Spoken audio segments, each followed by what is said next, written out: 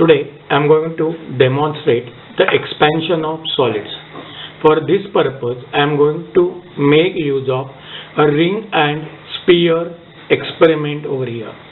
Here you can see a metal ring and a sphere is attached to it with the help of a chain.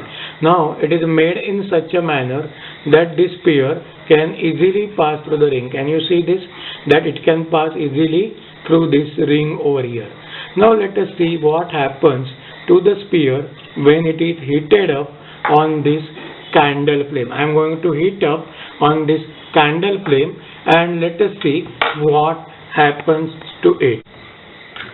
Now let us light up the candle and see what happens over here. I am going to hold the sphere on the candle. Can you see this? I am holding the sphere on the candle so that it gets heated up, and then let us see what happens over here after some time. Now I am heating the sphere on this candle. Let us see whether it passes through the ring or not.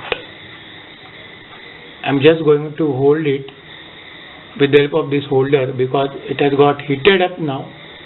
It is not able to pass through it. Can you see this? It is not able to pass through the ring, basically because it has become very hot over here.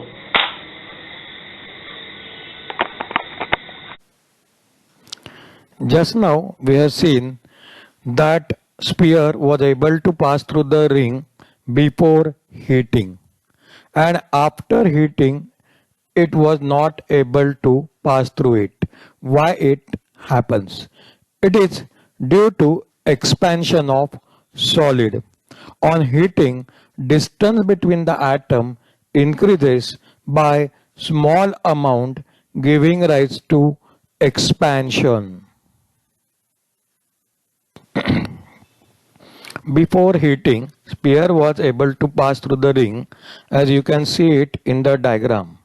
After heating, it was not able to pass through it because of expansion.